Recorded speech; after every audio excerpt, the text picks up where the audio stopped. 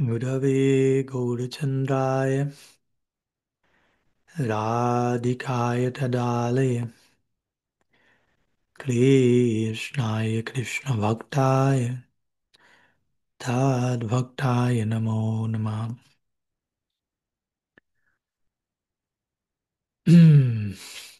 Pranam. Bienvenidos a todos, todas, y feliz de nuevamente poder estar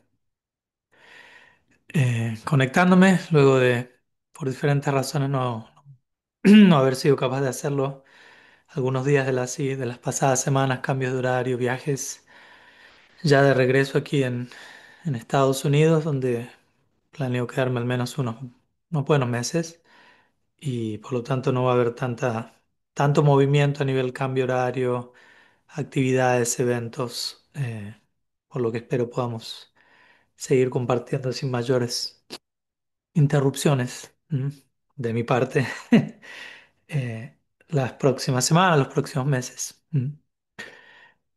Así que bueno, como siempre, en nuestro espacio de satsang, invitamos a compartir, invitamos a ser, sobre todo a ser honestos, a ser sinceros y a tratar de honrar la palabra satsang, justamente tratar de desarrollar un apego a la honestidad, un apego a la autenticidad, un apego a vivir una vida espiritual, una vida significativa y dignificativa y dignificante, ¿m? A través sí, de nuestra sana preocupación de examinar dónde nos encontramos y a qué se nos está invitando en este capítulo en particular, cómo podemos volvernos más presentes, más conscientes, más cercanos al centro, al amor incondicional, a la meta siempre en constante evolución de nuestras vidas, el amor divino, ¿m? Y al dulce absoluto, que no es diferente de ese amor divino, y a todo lo que existe en conexión con el dulce absoluto, que es absolutamente y precisamente todo. Ujú. Así que los invitamos, si tienen alguna pregunta, algún tema o alguna inquietud o algún tema que quieran explorar, lo que sea que quieran compartir. Bhakta Prem mencionó que tenía algo, quería alguna inquietud, algo que deseaba traer a la mesa el día de hoy. Y luego, si alguien más tenga alguna inquietud, algún tema, como digo, invitados a alzar su mano digital o enviar mensaje por escrito, por el chat también, invitados. Así que, Bhakta Prem, adelante, bienvenido. Hare Krishna Maharaj, pranams, saludos a todos. A mí por lo general me cuesta retener mantras o eslocas o cosas muy textuales, ¿no? Pero voy a tratar de decirlo con mis palabras. Eh, Leí una cita así de Siddhartha Maharaj de Facebook, ¿no? Esas publicaciones que llegan, donde él daba a entender como que, bueno, no, él decía, para traer a lo absoluto, a traer a Krishna, uno tiene que Eh, o sea, como había que eh, no mostrar la seguridad que uno tiene, ¿cómo lo explico? Eh, o sea, mientras más uno se sienta desprovisto de lo que uno tiene, Krishna será atraído hacia eso, ¿no? Pero claro, yo veo, eso habla de los devotos, ¿no? Grandes devotos, grandes personalidades que están realmente, que viven desde ese sentimiento, ¿no? O sea, entonces, desde mi propia práctica, si yo hago una introspección hacia mi vida, hacia lo que influye en mis actividades o lo que haya pasado, puedo deprimirme, ¿no? Caer en ese sentimiento de decir, pucha, que todas las tonterías que he hecho, o sea, no sé si se entiende un poco. Eh, claro, los grandes achares, qué sé yo, los asociados al Señor viven como en eh, por así decirlo, se sienten como, o sea, tienen un amor por Krishna, pero se sienten como indignos, por así decirlo, ese amor, y Krishna es atraído por ese sentimiento, no, no, no de la seguridad de que ellos son grandes devotos y que han hecho austeridad durante vidas y vidas. Entonces, mi pregunta es, o sea, claro, es algo que no se, ese tipo de sentimientos no se pueden imitar, o sea, simplemente salen, ¿no? O sea, me refiero, ese tipo de evolución interna de sentimientos básicamente son, salen, no, no se pueden imitar, ¿no? Entonces, desde mi práctica digo, escucha, si yo, o sea, yo ahorita en mi vida me siento súper conectado, súper inspirado con mi práctica, con toda mi vida, o sea, como después de 48 años de vida de la varia, por así decirlo, como que ya estoy como saliendo de la oruga, ¿no? Estoy como ya enfocado en qué quiero y estoy yendo en ese camino, ¿no? Me ha costado, ha sido una etapa muy larga de embrionaje, por así decirlo. Entonces, si yo me pongo a pensar, pucha, que, o sea, es como eso, ¿no? Como, claro, y luego pienso, es algo que uno no puede decirse yo me siento así, es algo que es como que sale nomás, ¿no? O sea, sentimientos de, de no merecer realmente esto, pero ¿cómo atraigo a Krishna de esa forma, ¿no? O sea, yo me siento seguro en mi práctica, me siento contento, me siento motivado, me siento feliz, me siento como que estoy en la jugada, ¿no? Estoy en el camino, pero a lo mejor, o sea, esa demasiada seguridad también no sea tan buena, ¿no? O sea, ahí también entra la paradoja de la vida, ¿no? Que todo es así y así, ¿no? O sea, cómo armonizar eso, ¿no? No sé si me dejo entender un poco más, verás. Yo creo que sí, ¿no? Igual me cuesta un poco la calma de ponerse nervioso, todo es un poco complejo a veces, ¿no? Pero Mm. creo que la idea se entiende, básicamente, ¿no? Como, eh, Sí, se entiende, se entiende. bueno, gracias, disculpa. Gracias. Eh, ¿Por dónde empezar? Bueno, obviamente no tenemos la cita específica de Srila Siddhar Maharaj como para abordarla con las palabras específicas que él mencionó, pero obviamente al mismo tiempo creo que me imagino cuál puede ser esa sección o esas palabras, porque a menudo él utilizaría expresiones como, por ejemplo, incrementa tu lado negativo, y él hablaría en términos de polaridades, ¿no? Krishna es el supremo positivo, y si uno se afirma a sí mismo positivamente, y ahora vamos a explicar a qué se refiere si le más con eso, quizás eso repele al todo positivo, una cuestión de atracción de polaridad a nivel magnetismo. eh, Entrar en el lado negativo atrae al positivo. Ahora, ¿qué significa eso? Porque como tú dices, uno puede leer eso de manera literal y puede pensar, bueno, incrementar mi lado negativo implica, si ya me siento mal acerca de mí mismo, me voy a sentir peor entonces, ¿no? Y eso va a atraer a Krishna, lo cual puede generar una idea muy extraña de Krishna, also, ¿no? También, porque sería, bueno, Krishna, cuanto más miserable me siento, más feliz Krishna está, o Krishna se ve atraído hacia mí. Cuanto peor me siento conmigo mismo, más atraído se siente Krishna, y puede darnos esa idea de que ok, estoy adorando a alguien eh, que es sadista o algo así, ¿no? Que disfruta con el sufrimiento de los demás, y obviamente no es la idea, ¿no? Como tú dices también, Bhakta Prem, una cosa es lo que grandes personalidades expresan desde un lugar que incluso es imposible, no solo es imposible imitarlo, sino incluso tal vez no sea, es imposible entender desde qué lugar Mm, están diciendo lo que mm, están diciendo, ¿no? O sea, muchas veces es realmente imposible incluso concebir desde qué lugar están diciendo lo que están diciendo. Que decir, pegar un salto y estar allí nosotros y estar sintiendo eso mismo, ¿no? Por eso muchas veces se trata de enfatizar la diferencia entre imitar y seguir los pasos, de los grandes acharyas. No es lo mismo. En sánscrito hay dos palabras para esto, y las dos palabras básicamente em, son casi iguales con una letra de diferencia, como dando a entender, imitar y seguir los pasos parece que es casi lo mismo con una letra de diferencia, pero hay una gran diferencia, ¿no? Anukar y anusar, ¿no? Entonces, anukara significa hacer lo que el otro hace, básicamente imitar.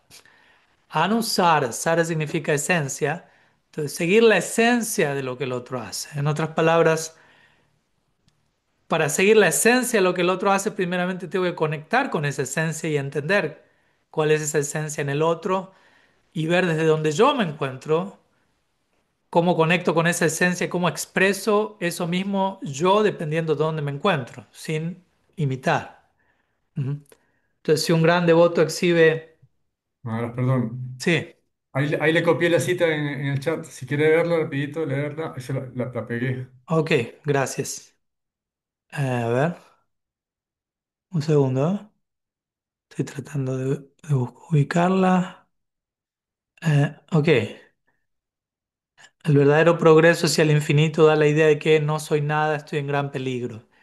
El progreso hacia el infinito es así. Pensando, lo tengo, estoy arriba. Este es un sentimiento tonto, una declaración tonta. La propia naturaleza del avance es que estoy bajo, estoy deshecho, soy el más indefenso. Cuanto más cerca estemos, más lejos nos sentiremos, mientras que cuanto más lejos estemos realmente de la divinidad, podemos sentir complacientemente que estamos cerca. Por mucho que entramos en la relatividad del infinito, no podemos sino concebirnos a nosotros mismos como lo más bajo de lo más bajo. Gracias. De hecho, sí, en mi reciente libro, que todavía obviamente no lo publicamos al español, está en proceso, cito un par de secciones de Srila Siddhar Maharaj, no literalmente esta, pero secciones similares en donde él habla de que en la medida que nos acercamos al infinito vamos a corroborar que no hay límite para el progreso. ¿No? Porque es el infinito. No estoy en contacto con el infinito, nunca puedo decir, ya lo capturé, ya lo atrapé, ya llegué, ya casi llegué. Es infinito. Y el infinito está en constante evolución y expansión. Entonces, nunca puedo terminar de colonizar al infinito, ¿no? Entonces, naturalmente, tiene que surgir una humildad eh, espontánea, como vos mencionabas, no algo forzado que se da cuando me acerco al infinito. En contacto con lo infinito no puedo más que sentirme pequeño. Pero pequeño en un buen sentido de la palabra, pequeño en un sentido dignificante. Por eso cuando Silas Hermanas dice lo que dice aquí, tenemos que tener cuidado no traducir esas palabras de una manera que sea eh, no dignificante, de una manera que sea dañina para nosotros. El ejemplo que a veces doy es cuando, no sé, uno está frente al sol, frente a un fenómeno, hablemos de un fenómeno de la naturaleza que es majestuoso, gigante, grande, el océano, mirando al sol, mirando uno de estos árboles gigantescos que miden cientos de metros, que tienen miles de años. Uno se va a sentir pequeño, ¿no? Pero se va a sentir bien. No es que se va a sentir, uy, qué mal que me siento por sentirme pequeño. ¿No? Uno se va a sentir, no sé, protegido, acompañado, cerca de algo hermoso, increíble. Pero al mismo tiempo me siento pequeño. ¿Mm? Entonces, la intención de esta cita de Srila Siddhar Maharaj en general, de la pregunta en relación a la cita, es justamente eso. En la medida que uno está, la naturaleza del progreso, como Srila Siddhar Maharaj diría, la verdadera naturaleza de uno avanzar, no es que uno se va a sentir, ya lo entendí todo, ya lo capturé todo, ya como afianzado en una posición cada vez más de certidumbre tóxica, por decirlo así. No, todo lo contrario, cuanto más avanzamos, más humildes nos volvemos, porque al mismo, es paradójico, hablando de paradoja, justamente, cuanto más avanzo en mi experiencia del infinito, más certidumbre obtengo en relación al infinito, a la realidad del infinito, a la realidad de Krishna, a la realidad del amor divino. Hay una certidumbre que esto es real, esto es totalmente real, esto es lo más real de lo real. Pero al mismo tiempo, en esa certidumbre, hay un gran espacio para la incertidumbre en el buen sentido de la palabra, en el sentido de esto es infinito. Nunca me atrevería a decir que lo he entendido del todo, que lo he comprendido del todo, que lo he acaparado del todo. Entonces, es un tipo de incertidumbre sobre la base de una certidumbre profunda. Entonces es un balance ideal, ¿no? De vuelta, la certidumbre de esto es real, lo estoy experimentando, esto es lo más hermoso, lo más profundo y al mismo tiempo lo más insondable, no lo puedo capturar, no lo puedo entender del todo, pero no lo puedo negar tampoco, ¿no? Es innegable En la experiencia de uno la idea es esto es innegable y esto es insondable, simultáneamente. No que algo sea innegable no quiere decir que ya lo he entendido del todo. Y que yo no logre entender algo del todo no significa que no lo haya experimentado de una forma que me resulta innegable y conmovedora y hermosa. Entonces, esa es la naturaleza del progreso en la vida espiritual. Si la semana dice eso en el marco de que nos cuidemos, de que en la medida que tenemos ciertas realizaciones, cierta experiencia interna, no entremos en ese espacio de complacencia, en ese espacio de estancamiento. Obviamente no está mal sentirnos felices, no está mal sentirnos satisfechos. Krishna en el Bhagavad Gita dice Susukam Kartum. El Bhagavad Gita 9.2 dice Bhakti ha de ser ejecutado con mucha felicidad. Entonces, de vuelta, no quiere decir practicar Bhakti implica estar siempre en ansiedad, sintiéndose miserable negativamente. No, sentirse afortunado, agradecido, feliz. Y al mismo tiempo, en ese marco de contento, hay una sed y hay por más, ¿no? Hay una apertura a seguir creciendo. Hay una experiencia que nos muestra si esto me está satisfaciendo, esto me está dando alegría, entusiasmo, pero al mismo tiempo esto me está mostrando que no hay límites para el progreso.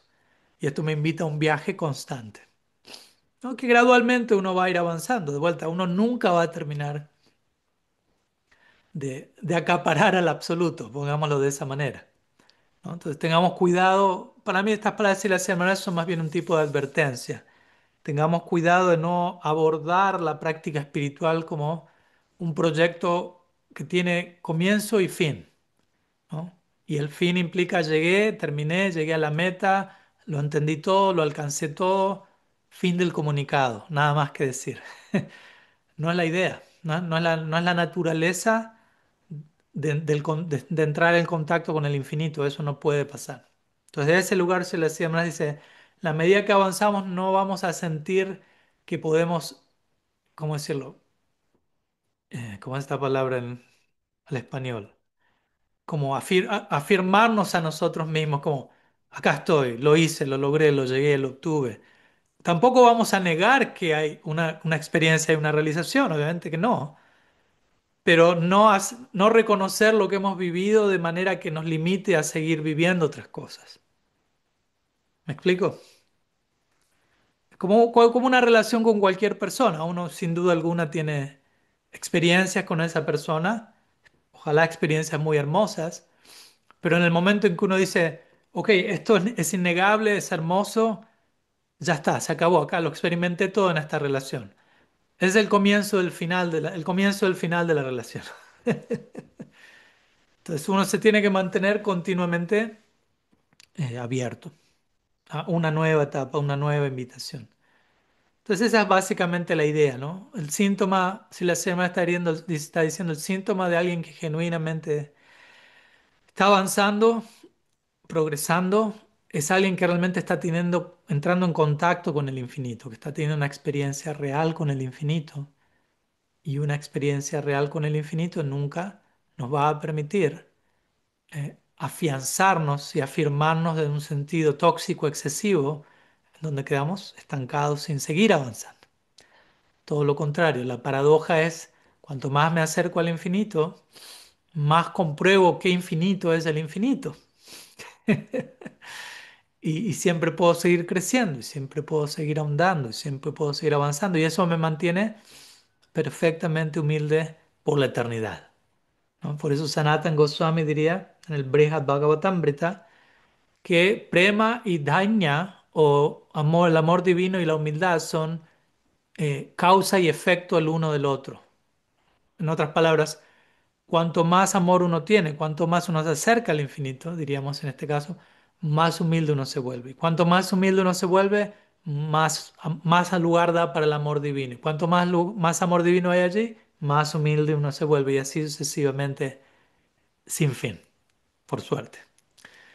Entonces, es como una manera, un termómetro, ¿no? Como una manera de darnos una forma de medir nuestro progreso, ¿no? No porque lo queramos medir y quedemos obsesionados, ¿dónde estoy? ¿Cuánto estoy avanzando? Y queriendo calcularlo todo, pero como para tener una idea, cuál es un síntoma de que estoy moviéndome en el sendero sagrado. Uno de ellos es este, justamente, ¿no?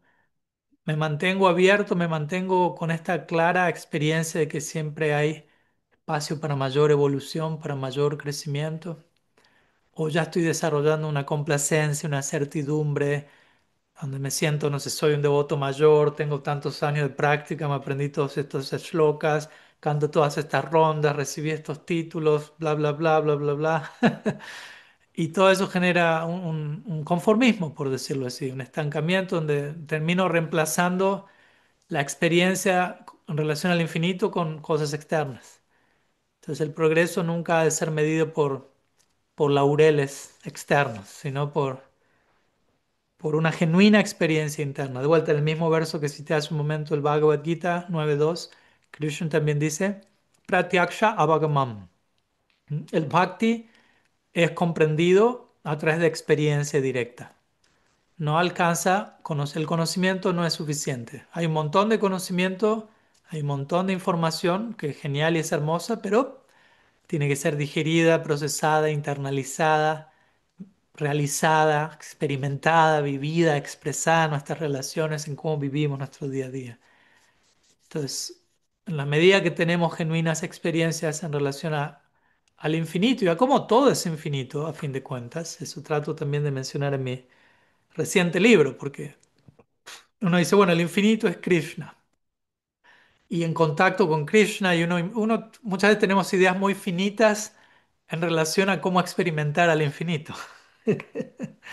Sí, quizás yo estoy diciendo todo esto y alguno de nosotros puede pensar, ok, entonces todo eso va a ocurrir cuando esté cantando mis rondas en la mañana. Ese es el único momento donde puedo experimentar el infinito. Por dar un ejemplo, obviamente, no, no digo que estén pensando eso. Pero si hablamos del infinito, justamente el infinito implica, el infinito tiene infinitas formas en las que se puede manifestar en nuestra vida. ¿Mm? No está limitado a una forma, como cuando alguien le preguntó una vez a Celestino, hermana, le dijo, em, por qué el infinito? Sí, señalando una deidad en el altar. Dijo, bueno, usted está hablando que esa deidad es Dios. Dios es infinito, esa forma es finita. No puede ser. Y él dijo, no, el infinito tiene implica infinitas posibilidades.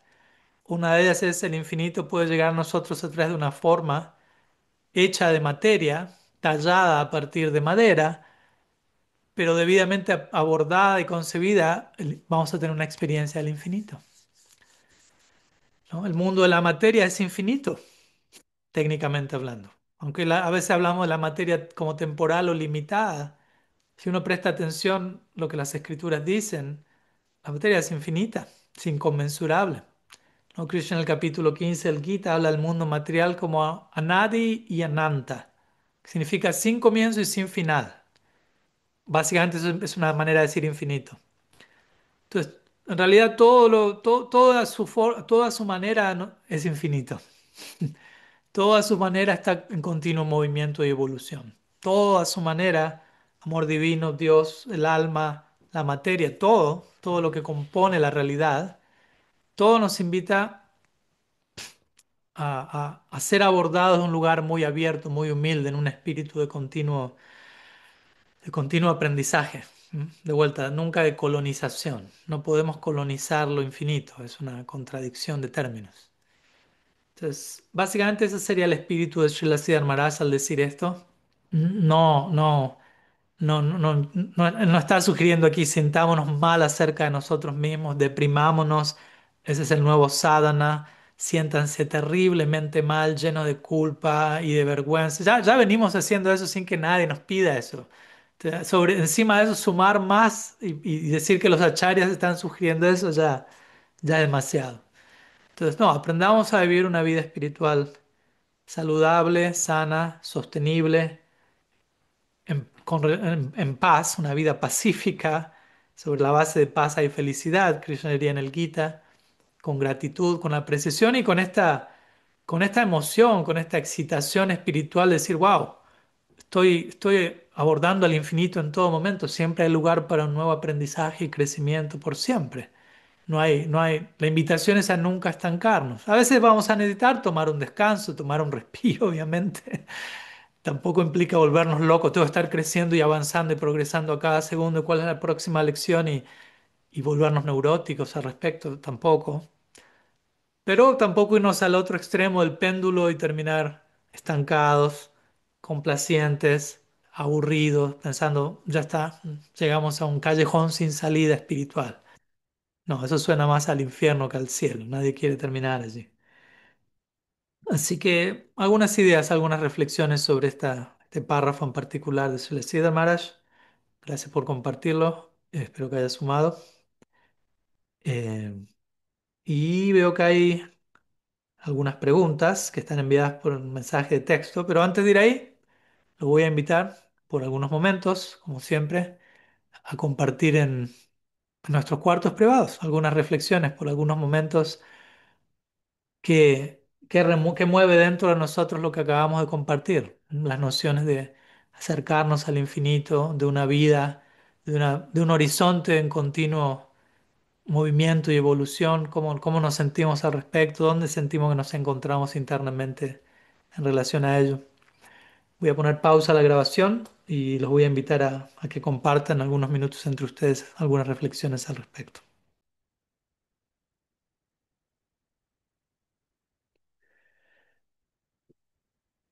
Bien,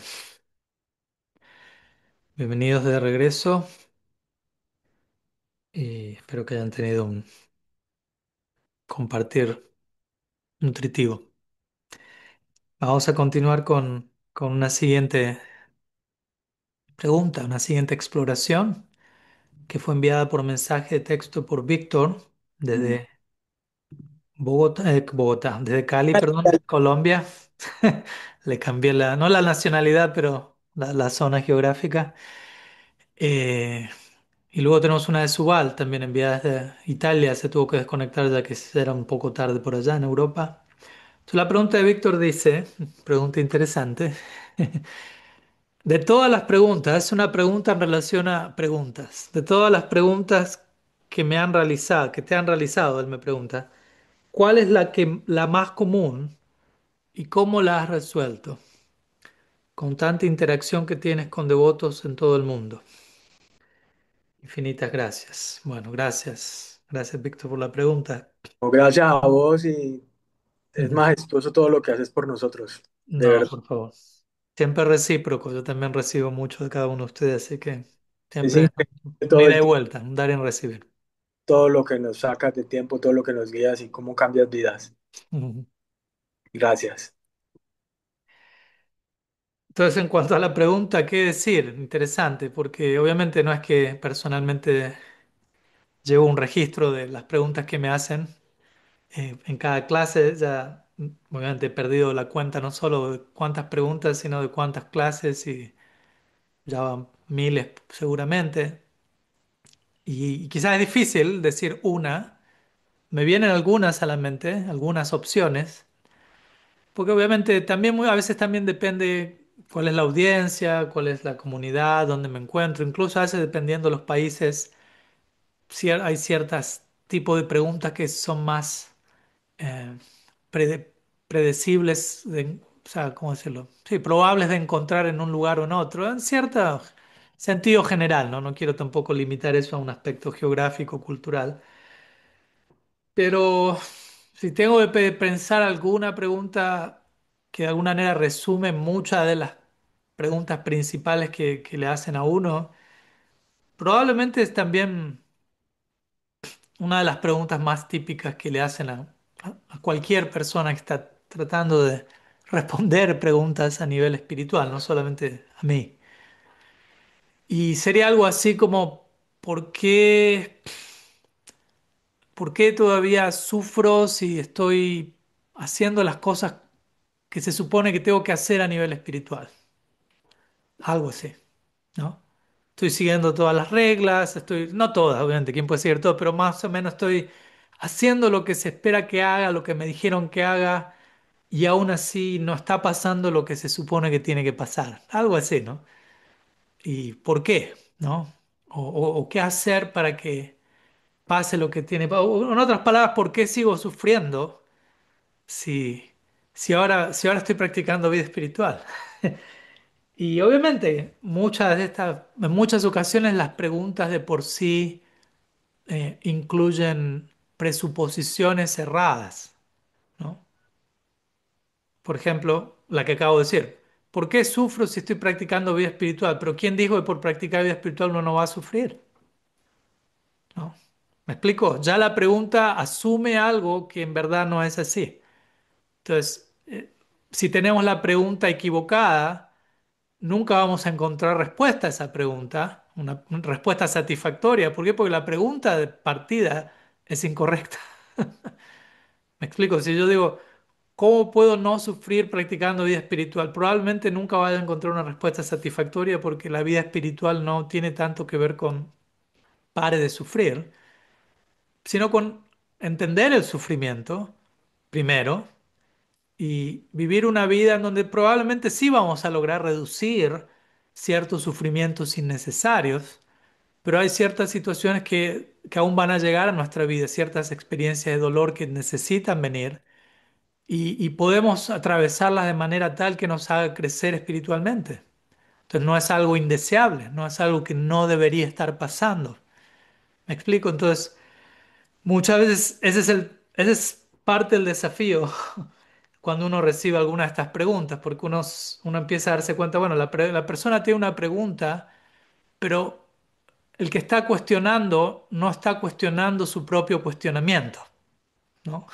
El que hace la pregunta no está cuestionando si en la pregunta en sí mismo no hay algo que haya que corregir y cambiar. Entonces muchas veces uno no puede directamente responder la pregunta, sino uno más bien tiene que explicarle a la persona, básicamente decirle pregunta equivocada, sin hacer sentir mal a la persona, ¿no? O sea, no desde un lugar de castigo ni de nada, sino es todo un arte aprender a hacer preguntas. Y obviamente tenemos las herramientas que tenemos ahora y hacemos las preguntas que podemos hacer donde estamos, pero una de las maneras de medir nuestro avance en la vida es que vamos a hacer preguntas cada vez más certeras, cada vez más finas, cada vez más profundas. Ese es uno de los síntomas de avance. No es que cuanto más avanzo, menos preguntas tengo. No, quizás tenga más preguntas y quizás sean más refinadas, más certeras, más comprometidas, más realistas, por decirlo así.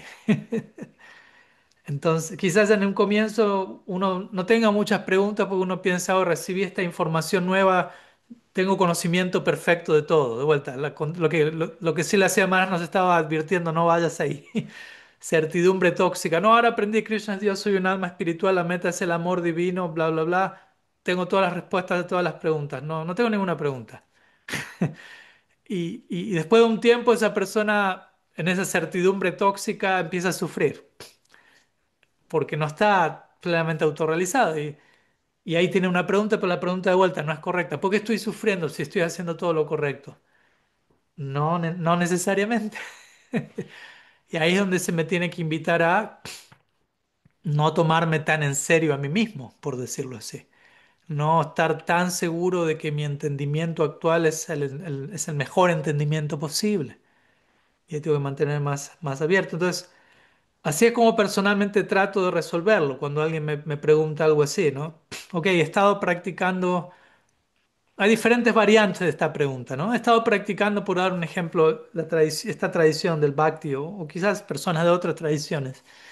He estado practicando vida espiritual por años, décadas quizás. Y aún no siento esto y aquello, ¿no? Y viene toda la lista de emociones extáticas o lo que sea que esa persona cree que tiene que estar sintiendo. Y de vuelta, en esa pregunta hay muchas presuposiciones, ¿no? Presuposiciones de que después de cierto periodo de tiempo, después de cierto número de años, tengo que estar sintiendo esto como automáticamente, no necesariamente. También a veces una sobreidealización de que, ok, las escrituras hablan de estos síntomas de éxtasis y amor divino que los grandes acharyas describen. Me imagino que después de 10 años practicando yo voy a estar ahí. Quizás no, y quizás yo estoy esperando sentir algo que no corresponde a la etapa en la que me encuentro.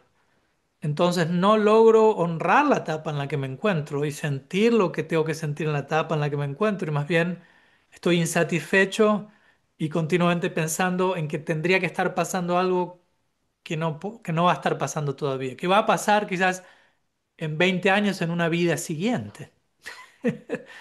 Imaginémonos vivir toda una vida a la expectativa de sentir algo que va a llegar en una próxima encarnación y vivir toda mi vida esperando eso y sin prestar atención a lo que ya está pasando, a lo que ya está llegando en el momento presente. Y solamente obsesionado con el futuro y tendría que estar pasando esto, y tendría que estar pasando esto y no está pasando, en lugar de trabajar con lo que está llegando en el aquí y ahora. ¿Mm? Entonces, muchas veces, como digo, en esta pregunta, ¿por qué estoy sufriendo? ¿Por qué no siento esto después de haber practicado? Están este tipo de presuposiciones, ¿no? Otra presuposición es que uno concibe la práctica espiritual muchas veces en términos de sentir cosas. Y de vuelta, no estoy diciendo que esté mal sentir algo o sentir cosas, pero no es solamente eso, ¿no? Porque de vuelta, la vida espiritual, al menos para nosotros en nuestra tradición, ¿no? La meta de la vida espiritual no es yo estar sintiendo cosas, más bien yo estar amando, yo estar sirviendo, yo estar... Obviamente voy a estar sintiendo algo que probablemente me va a llevar a hacer a otros sentir algo, pero tenemos que cuidarnos de no concebir esta meta como algo muy autocentrado, muy egoísta, en donde todo desemboca en hacerme sentir algo a mí.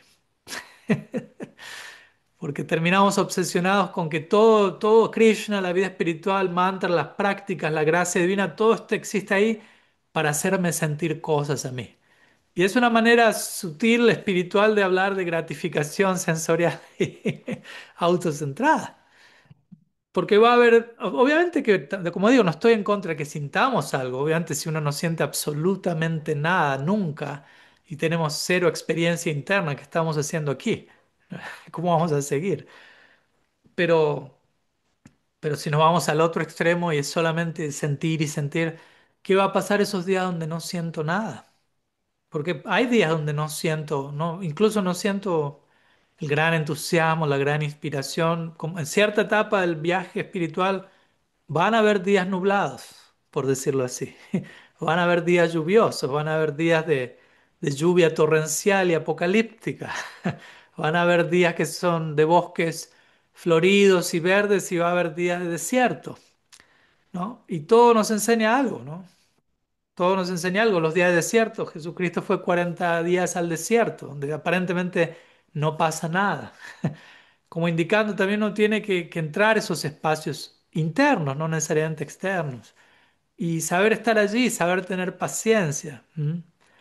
En esos días en donde no está pasando lo que debería estar pasando, por decirlo así, de acuerdo a mi mente, no ocurre lo que quiero que ocurra, ¿qué hago? Me pongo impaciente, desespero, pierdo la fe por completo, arrojo todo por la ventana.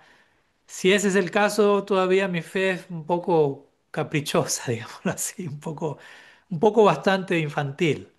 Entonces, en ciertas ocasiones también vamos a tener que pasar por etapas donde se nos va a invitar a ser pacientes, a esperar, a saber esperar, a saber esperar y también abrirnos a que la gracia divina va a llegar de manera diferente a como llegó hasta ahora en mi vida. Porque si no, también nos apegamos a que las cosas pasen de cierta manera, en cierto momento, con cierta forma, y quizás todo eso está pasando desde otro lugar, de otra manera, pero yo estoy muy apegado a que pase de esta manera.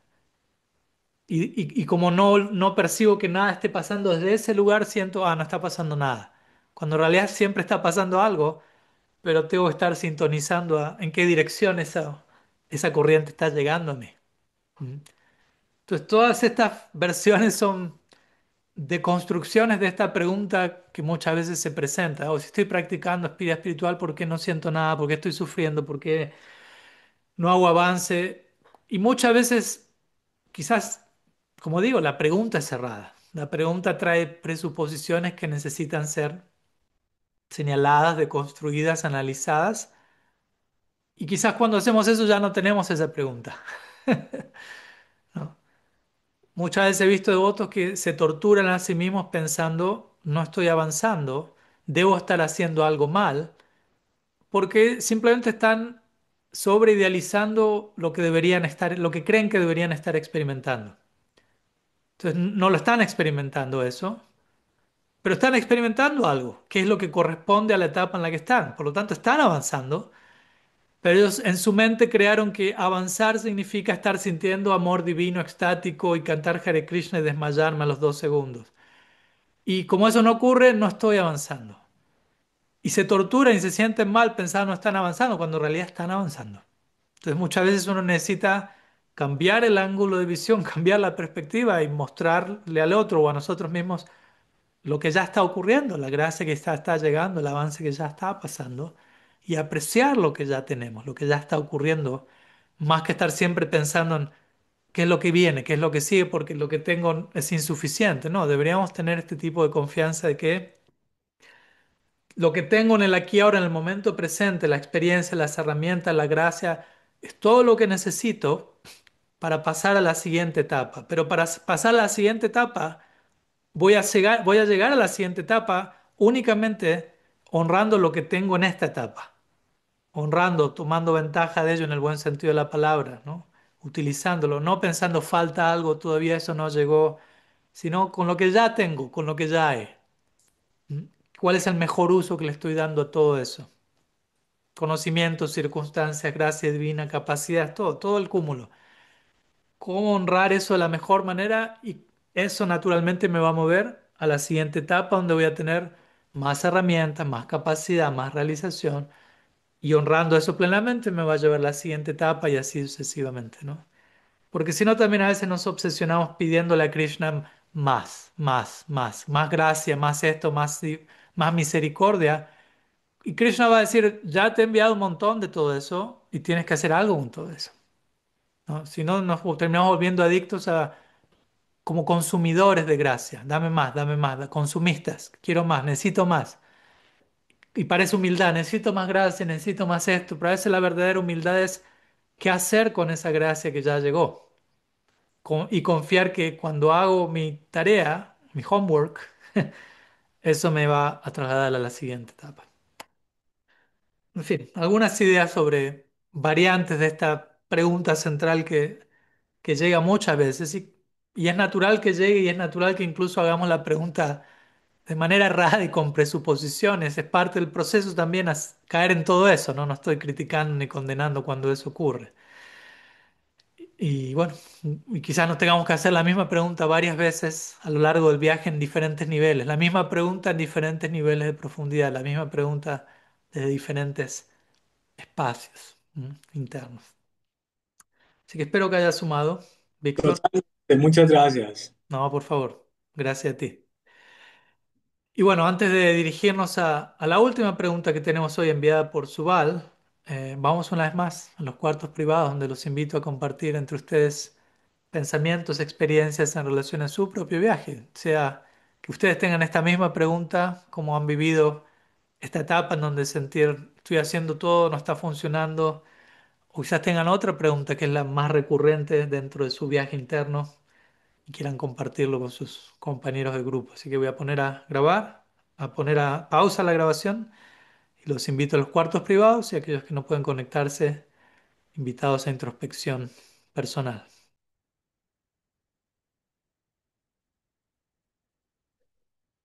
Bienvenidos de regreso nuevamente, esperando que hayan tenido un buen compartir.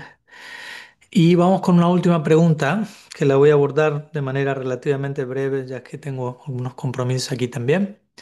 Pero vamos a dedicar unos minutos. Una pregunta enviada por Subal, o más específicamente por su pareja Gayatri, desde Roma, Italia. Y dice así: ellos tuvieron que salir pues un poco tarde ya en Italia. Se cita el último verso del capítulo 3 del Bhagavad Gita, verso 43, con la traducción de Srila Sridhar Maharaj. Krishna le dice a Arjuna: oh poderoso Arjuna, sabiendo que el alma es perfectamente distinta de la inteligencia, fortalece la mente con inteligencia resuelta y destruye a este enemigo indomable, la lujuria. La pregunta, fin de la cita, la pregunta que es de parte de Gayatri dice: ¿puedes hablarme un poco sobre este verso en particular, a la última parte donde habla de la lujuria como enemigo indomable? Gracias. Bueno, gracias por la pregunta. Vamos a hablar un poco entonces de esta sección del Bhagavad Gita, que es La conclusión del capítulo 3, que habla sobre karma yoga, y obviamente es el verso 43, ¿no? Y es el último verso de todo un capítulo. Por lo tanto, a la hora de hablar de un verso en particular, si especialmente es el último verso de un capítulo, la pregunta es, bueno, ¿qué hay antes de ese verso? ¿No? Si estamos hablando de una conclusión de un capítulo, siempre es importante entender algo en su contexto apropiado. Entonces, no voy a ir a través de todos los versos del capítulo, es demasiado, pero en el verso 36, Arjuna le pregunta a Krishna qué es lo que lo impele a uno a actos pecaminosos, tal como si se lo obligase a la fuerza. Y atrás de esa pregunta se abre la oportunidad para la conversación sobre kama, que se traduce a veces como lujuria. Y es importante entender de por sí a qué nos referimos con kama. Kama significa básicamente disfrute separatista, disfrute egoísta, disfrute autocentrado, no necesariamente limitado o relacionado a algo físico, sensual, carnal, como queramos llamarlo, sino a cualquier forma de explotación separatista, ¿no? Donde me veo a mí mismo como separado del centro, donde veo a los demás desconectados de Krishna, donde actúo, me muevo en este mundo es un lugar alienado, aislado. ¿Mm? Entonces, luego Krishna obviamente responde a esa pregunta de Arjuna, ¿qué es lo que lo impele a uno a actuar de manera pecaminosa? Y él dice, kama, ¿no?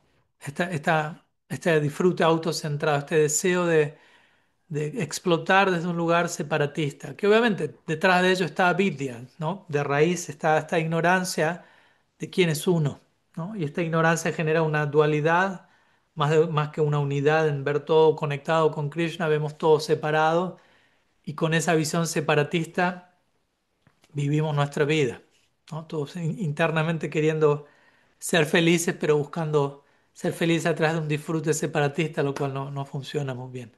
Entonces Krishna, y eso genera frustración, y por eso Krishna dice, este kama lleva eventualmente a la ira, lleva a la frustración. Y da diferentes ejemplos de qué tan cubierto uno puede quedar por este egoísmo, básicamente, esta mentalidad autocentrada, como el fuego es cubierto por el humo, como un espejo es cubierto por el polvo, como un embrión es cubierto por el vientre, tres niveles de cobertura más y más intenso, por decirlo así. Y luego comienza la instrucción de gradualmente controlar a este enemigo, llamémoslo así, en la forma de kama. ¿M? Y de vuelta, no uso tanto la palabra lujuria porque suele darnos una idea mucho más pequeña de qué es kama, de qué tanto la mentalidad egoísta separatista puede expresarse en todas las direcciones. Y Krishna la describe como insaciable, ¿no? Que es insaciable y arde como el fuego. En otras palabras, si yo intento ser feliz a través de una orientación separatista, autocentrada, por más que insista, no va a funcionar. Cuanto más insista, menos va a funcionar. Cuanto más tenga, si pienso voy a ser feliz con más y más posesiones, cuanto más tenga, menos va a funcionar y así sucesivamente. ¿Mm?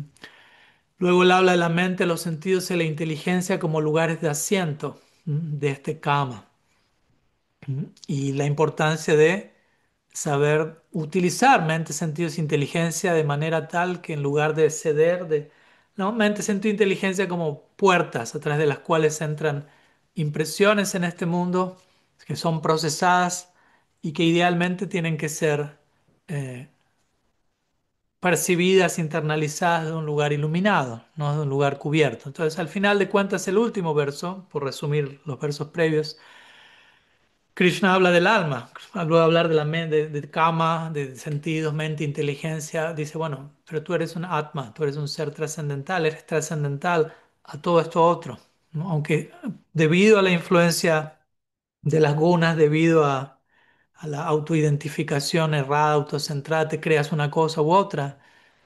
Tú eres trascendental a todo ello. Entonces trata de situarte en quién eres. Trata de entender que eres un alma conectada con tu fuente, con Krishna. Trata de verte a ti desde esa manera y desde ahí trata de extender esa visión a todo lo demás. ¿Mm? Trata de experimentarte como perteneciendo al centro, no desconectado, no alienado, no aislado. Y sobre esa base de tu experiencia trata de aplicar esa experiencia y entender que todos los demás también existen en esa situación.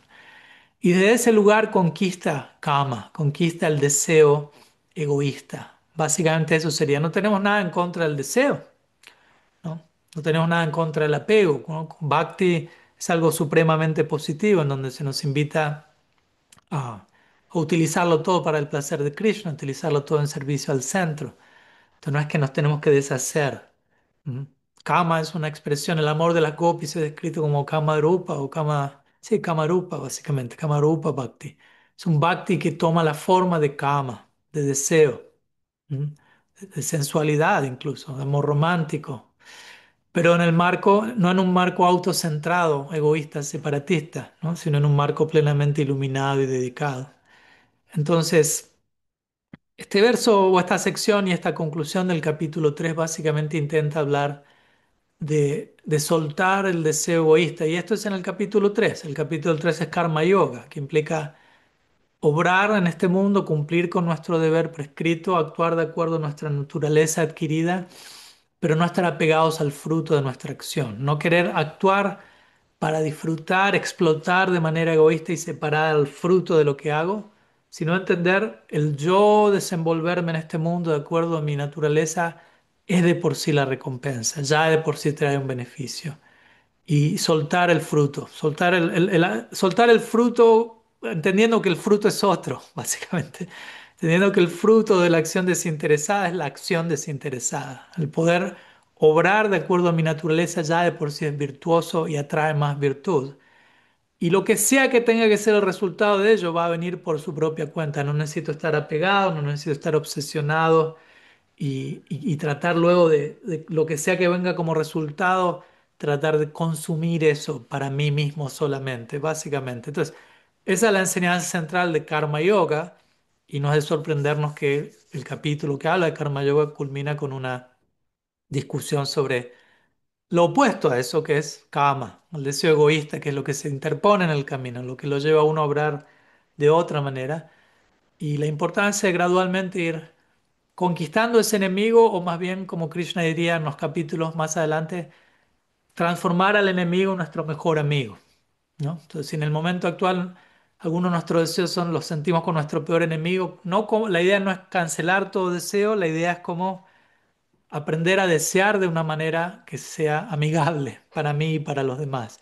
La mente en mi momento actual puede ser mi peor enemigo, pero la mente en potencia puede ser mi mejor amigo.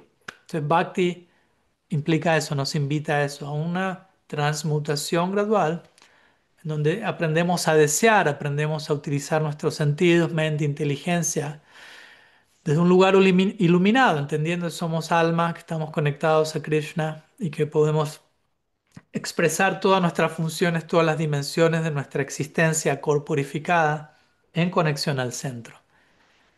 Es un proceso gradual, es un proceso gradual. Pero básicamente ese sería el mensaje, ¿m? En relación a este capítulo y a esta conclusión al último verso del capítulo 3 del Bhagavad Gita. Pero que sume, es una respuesta un poco más resumida de lo que usualmente daría, pero tengo algunos compromisos aquí. Pero de todas maneras, mientras atiendo esos compromisos, los invito una vez más a que compartan en cuartos privados. Unos minutos más antes de despedirnos oficialmente, reflexionemos juntos sobre qué implica esta idea de cama, de deseo egoísta, autocentrado, dónde nos encontramos al respecto, cómo sentimos que podemos seguir creciendo en ese sentido, ideas a veces un poco reduccionistas que tenemos de cama como lujuria y únicamente como atracción al sexo opuesto o algo así, cuando no es solamente eso y cuando la atracción al sexo opuesto de por sí no es algo necesariamente malo tampoco, ¿no? Eh, entonces, explorar un poco todo eso juntos. Así que voy a pausar la grabación y nos vemos en unos minutos para concluir el encuentro de hoy.